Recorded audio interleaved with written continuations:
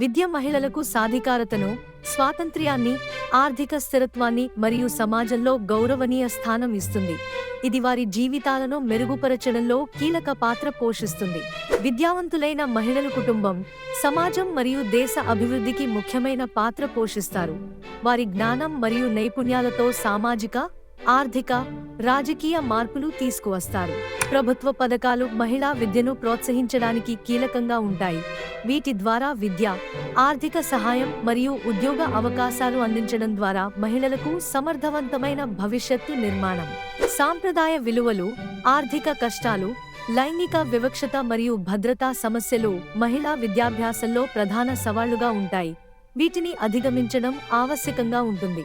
సమాజం మహిళా విద్యను ప్రోత్సహించడంలో కీలక పాత్ర పోషిస్తుంది. మహిళలకు విద్యను కొనసాగించడానికి సహకారం, మద్దతు మరియు అవసరమైన వనరులు అందించడం సమాజ బాధ్యత. విద్య మహిళలకు ఆర్థిక స్వాతంత్ర్యం ఇస్తుంది.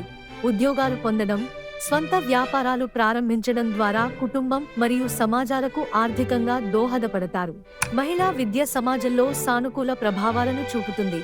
జ్ఞానం మరియు నైపుణ్యాలను సమాజానికి అందించడం, మంచి పౌరులుగా మారడం మరియు మార్పుకు నాయకులుగా పనిచేయడం. భవిష్యత్తులో మహిళా విద్యాభ్యాసాన్ని మెరుగుపరచడానికి ప్రభుత్వం మరియు సమాజం కలిసి పనిచేయాలి. ఉచిత విద్య, స్కాలర్షిప్లు, వనరులు, సామాజిక మార్పులు కల్పించడం అవసరం.